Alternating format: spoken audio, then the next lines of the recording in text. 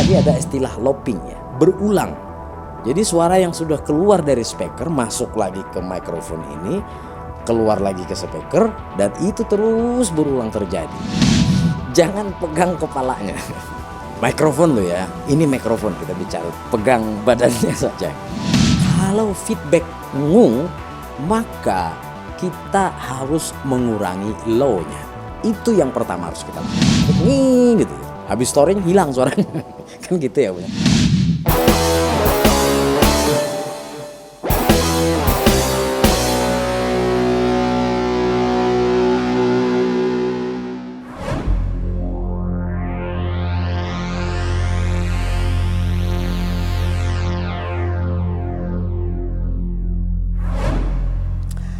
Assalamualaikum warahmatullahi wabarakatuh. Apa kabar sahabat semuanya? Jumpa lagi kita di Sajian Haji Permana Official, di Sajian Sesaji Sesaat bersama Haji, yang menghadirkan informasi, tips, trik, dan info dasar tentang dunia audio.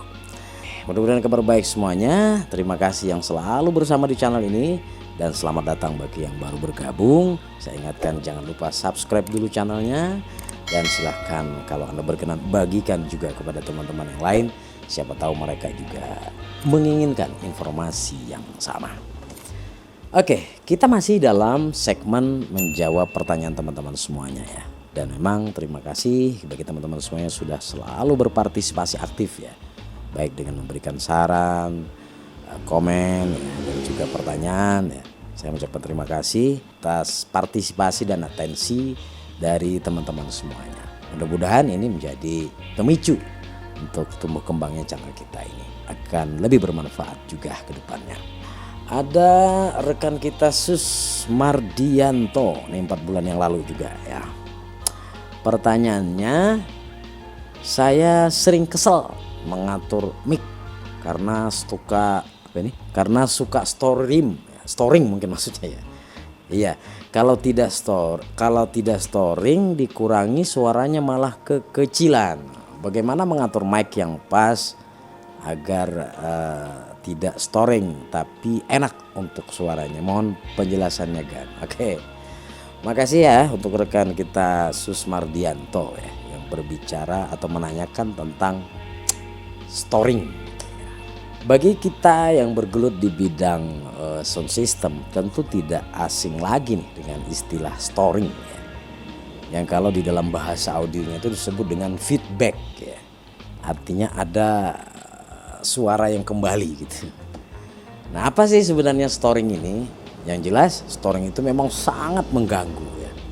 Apalagi kalau kita dalam kondisi-kondisi yang membutuhkan keheningan gitu ya. Orang lagi khidmat ya, misalnya acara pernikahan, akad nikah gitu. Tiba-tiba mic-nya storing gitu ya, soundnya storing. Nah, ini tentu akan sangat mengganggu suasana gitu ya. Kalau kita mengenalnya secara kasat telinga ya nging gitu ya, distorsi suara gitu. Oke, kita akan bahas tentang storing atau feedback ini.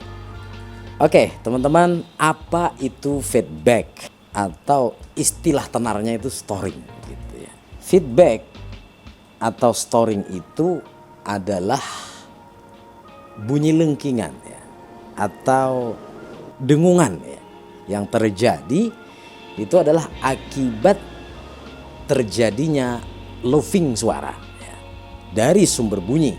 Misalnya seperti mikrofon ya, yang lebih banyak terjadi itu pada mikrofon ya, yang keluar dari speaker dan tertangkap kembali oleh mikrofon. Makanya tadi ada istilah looping ya, berulang. Jadi suara yang sudah keluar dari speaker masuk lagi ke mikrofon ini, keluar lagi ke speaker, dan itu terus berulang terjadi. Sehingga itu mengakibatkan ada pengulangan ya, dan seakan-akan tercipta sebuah ruangan di situ ya. Sehingga mengakibatkan suara itu menjadi feedback atau storing gitu ya. Kalau Anda mau tahu, letakkan saja mikrofon di depan speakernya ya. Itulah dia storing. Sebelum kita membahas bagaimana cara mengatasi storing itu, kita tentu harus tahu dulu penyebabnya ya. Ibarat dokter ya, kalau mau mengobati sebuah penyakit, kita harus tahu dulu penyakitnya apa gitu. Penyebab daripada feedback atau storing itu ada bermacam-macam teman-teman ya. Kita harus tahu dulu ya. Yang pertama, dan ini pada umumnya yang terjadi ya, penyebab yang paling banyak ya, karena komposisi dan tata letak speaker yang tidak tepat ya. Apalagi dengan kekuatan sound yang besar ya. Semakin besar sebuah sound ya, semakin nyaring, semakin keras suaranya, maka dia semakin berpotensi untuk menimbulkan storing gitu ya. Oleh karena itu, komposisi dan tata letaknya itu harus benar-benar tepat ya. Yang kedua teman-teman adalah lokasi sound system kita, penempatan sound system kita yang mungkin pada sewaktu-waktu itu terkungkung dalam ruangan yang agak tertutup. Nah, ruangan yang agak tertutup ini sangat berpotensi menimbulkan feedback atau storing itu tadi. Karena apa? Karena ruangan itu sendiri adalah tempat pemantulan yang baik sekali gitu ya untuk sebuah sound. Storing itu makin lebih besar lagi kemungkinan terjadinya gitu ya. Berikutnya yang ketiga, penyebab daripada feedback atau storing ini adalah settingan sound kita yang tidak pas. Settingan kita dalam melakukan pembersihan suara. Dalam hal ini adalah equalizer. Berikutnya, penyebab feedback yang keempat adalah sumber suara yang bermasalah. Nah, jadi tidak bisa hanya disalahkan settingannya, sumber suara pun juga bisa menyebabkan feedback ya. Sumber suara yang bermasalah. Dan ingat bahwa feedback ini sebenarnya tidak melulu terjadi pada mikrofon saja. Pada perangkat-perangkat instrumen seperti gitar dan lainnya itu juga ada kemungkinan storing ya. Walaupun storing ini lebih banyak diakibatkan oleh mikrofon. Baik, selanjutnya teman-teman, kita juga harus tahu ya, feedback itu ada bermacam-macam ya. Storing itu ada bermacam-macam, tidak satu saja melulu ya. Untuk itulah kita perlu mengenali gitu. Ini jenis feedback yang seperti apa gitu, untuk menganalisanya. Karena pengenalan kita terhadap feedback atau jenis storing ini nanti akan membuat kita tepat dalam mengatasinya gitu. Kalau tidak bisa dianalisa, maka kemungkinan luput mengatasinya gitu. Oke teman-teman, yang pertama itu ada jenis feedback frekuensi rendah. Feedback ini memang sangat berkenaan dengan frekuensi ya. Sehingga ada istilahnya feedback frekuensi rendah. Kemudian yang kedua ada feedback frekuensi menengah. Dan yang ketiga tentu saja ada feedback frekuensi tinggi ya. Walaupun secara umum ya orang lebih banyak mengklasifikasikan dua saja ya. Feedback frekuensi rendah dan feedback frekuensi tinggi. Dari tiga ataupun dua jenis feedback ini yang harus kita analisa ya. Oh ini terjadi feedback jenis frekuensi rendah gitu. Ini feedback frekuensi tinggi. Itu kita harus tahu dulu ya. Sehingga nanti kita bisa mengatasinya bagaimana. Selanjutnya teman-teman, langkah untuk mengantisipasi feedback. Yang namanya langkah ya, antisipasi itu berarti adalah dilakukan lebih dulu gitu ya, sebelum kejadian. Nah, gitu ya kan.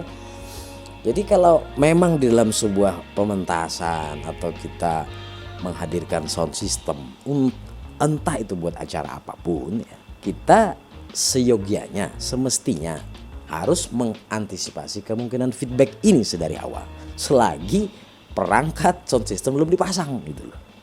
Untuk itu kita perlu melakukan langkah-langkah yang pertama ya, dalam kondisi yang memungkinkan. Kita mestinya meletakkan speaker pada posisi sejauh mungkin dan yang tidak berhadapan langsung dengan mikrofon.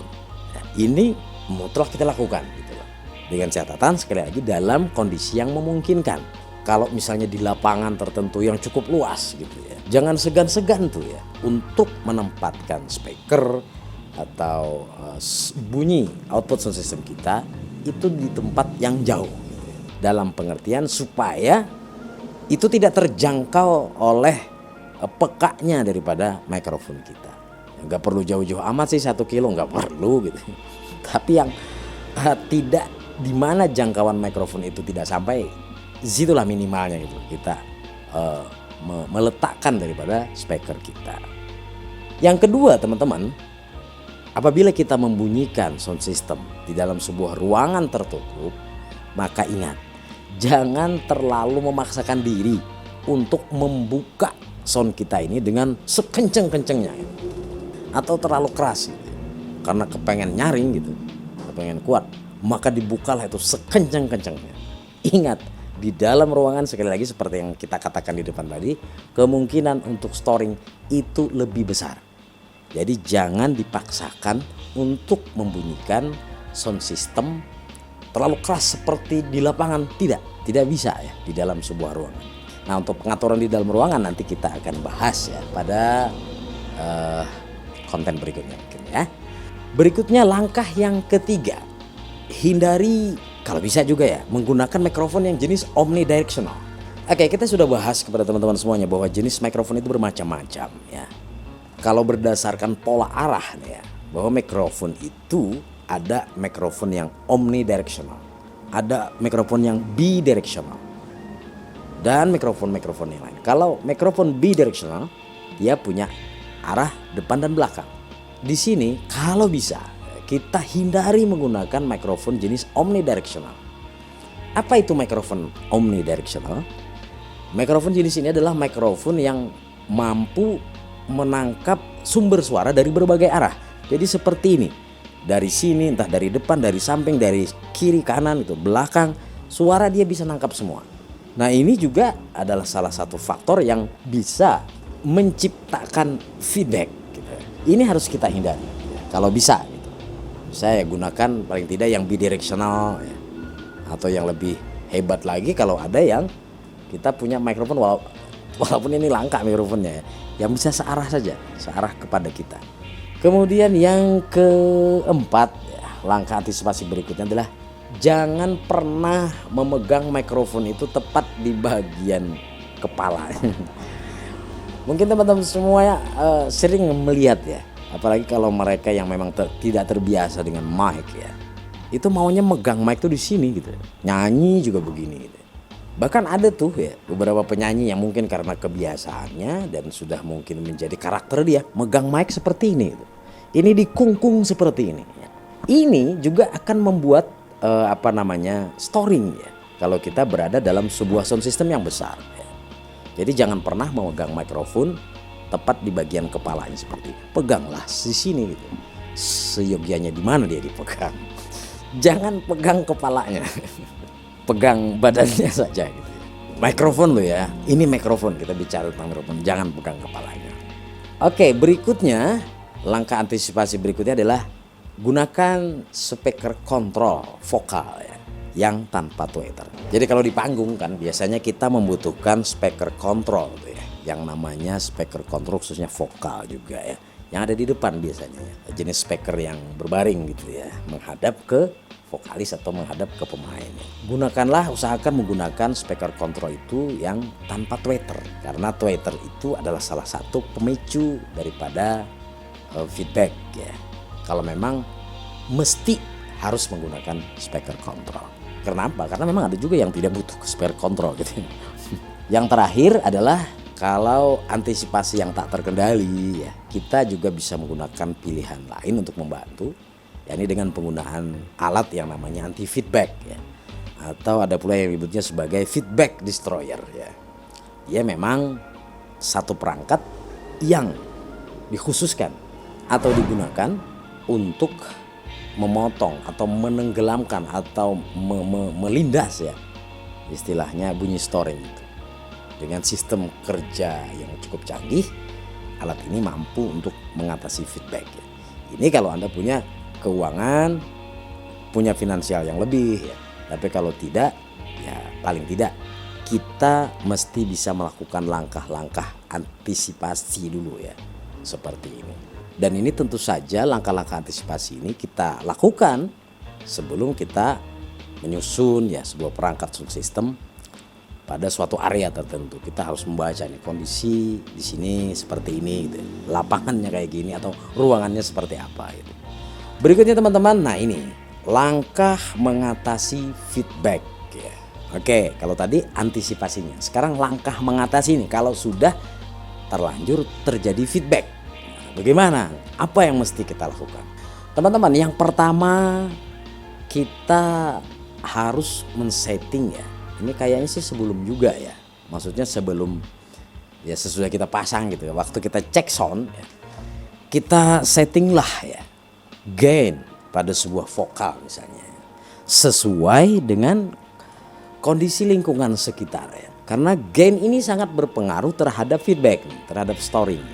Terlalu tinggi membuka gain akan berakibat storing. Gain yang pas memang sangat ideal ya, seperti yang kita bicarakan tempo hari, dan itulah yang kita cari ya. Tetapi itu dalam kondisi yang normal, artinya bahwa kita misalnya tidak terpengaruh dengan tempat area kita gitu, tidak menggunakan sound system yang nyaring yang besar gitu. Tapi kalau kita menggunakan sound system yang besar, kita perlu pastikan bahwa gain itu kita setting sesuai dengan lingkungan sekitar kita. Dan itu juga bisa dibantu dengan si vokalis sendiri, dengan tidak terlalu jauh gitu meletakkan mic dari bibirnya ya. Walaupun itu mic jangan sampai ditelan juga gitu. Oke, yang berikutnya, nah ini yang perlu dicamkan teman-teman semuanya, bahwa ini kebanyakan yang dilakukan apabila terjadi feedback ya, biasanya soundman itu panik gitu. Panik spontan. Dan langkah yang dilakukan yang pertama biasanya adalah mengurangi volume fader. Nah, ya kan, volume channel gitu. Sebagai langkah pertama ya boleh-boleh saja gitu. Sah-sah saja. Tapi itu sebenarnya tidak yang paling tepat gitu untuk mengantisipasi itu. Karena apa? Karena kalau kita mengurangi fader ya, secara mendadak, apalagi dalam kondisi panik gitu, akan mempengaruhi vokalis. Mempengaruhi dalam pengertian bisa karena kita turunkan fadernya, suaranya jadi hilang atau menurun secara mendadak kalau panik itu. Dan itu tentunya nanti akan mengganggu baik entah itu konsentrasi atau mengganggu pendengaran juga. Habis storing hilang suaranya kan gitu ya, punya habis nging gitu ya, dengung gitu, tiba-tiba suaranya hilang gitu. Hilang karena volume fadernya yang diturunkan ya, atau paling tidak menjadi kecil suaranya gitu. Perlu diingat bahwa mengurangi volume fader itu bukanlah tindakan yang paling tepat. Nah, lantas seperti apa yang pasnya gitu untuk mengatasi kalau tiba-tiba terjadi storing atau feedback itu tadi? Saya katakan di depan tadi bahwa kita mesti bisa menganalisa, mengenali jenis feedback apa yang terjadi. Nah, ini yang perlu nih. Kenali dengan mendengarkan secara seksama jenis feedback apa yang terjadi. Tadi kan sudah kita katakan bahwa feedback itu ada paling tidak 3 ya, atau 2 sajalah, 2 ya. Ada feedback frekuensi tinggi atau feedback frekuensi rendah. Nah, kalau kita sudah bisa mampu membedakan, oh ini feedback suara tinggi gitu, ini feedback frekuensi rendah gitu, kita bisa mengatasinya. Teman-teman, kalau di dalam sound system kita itu ada bunyi ngung, ya, dengung istilahnya, maka itu bisa dipastikan bahwa feedback yang terjadi adalah feedback frekuensi rendah. Ngung gitu.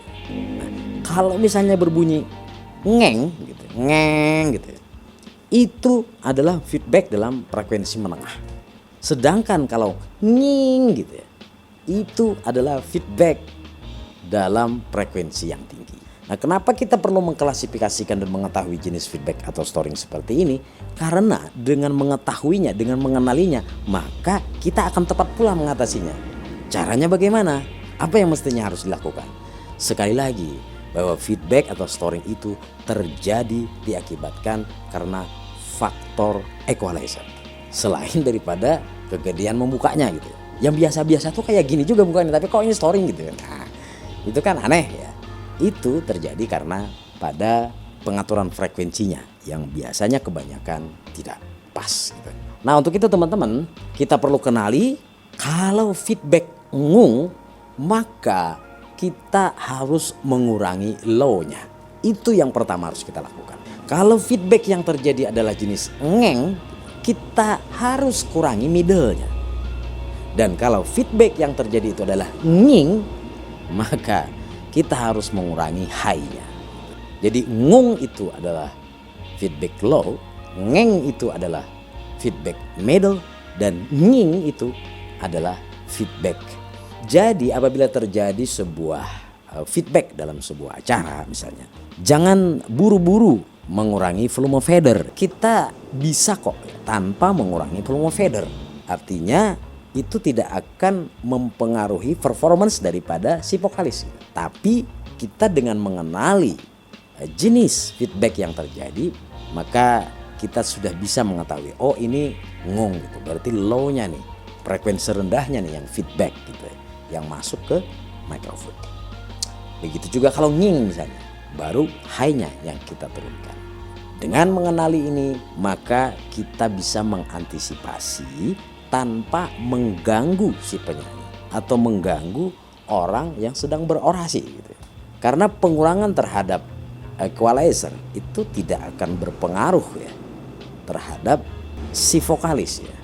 Bahkan orangnya mungkin tidak akan merasa gitu. Tapi kalau volume yang dikurangi dia merasa gitu. Nah, jadi storing itu memang selain disebabkan oleh terlalu nyaringnya sebuah bunyi sehingga dia bisa masuk kembali ke dalam mikrofon, juga diakibatkan oleh pengaturan frekuensi yang tidak pas, didukung suasana lingkungan yang tidak dinamis gitu. Oke teman-teman semuanya, itu saja ya bisa saya sampaikan berhubungan dengan pertanyaan kawan kita tadi tentang bagaimana cara mengatasi feedback ataupun yang lebih dikenal dengan nama storing. Oke, sampai jumpa pada kesempatan yang lain, pada pembahasan yang lain. Insya Allah pertanyaan-pertanyaan lain yang belum terjawab saya coba akan jawab ya. Mudah-mudahan apa yang kami sampaikan bermanfaat, dan tentunya bagi teman-teman yang merasa ini bermanfaat, silahkan dibagikan untuk teman-teman lainnya. Terima kasih, jangan lupa subscribe dan bagikan. Saya Haji Permana. Wassalamualaikum warahmatullahi wabarakatuh.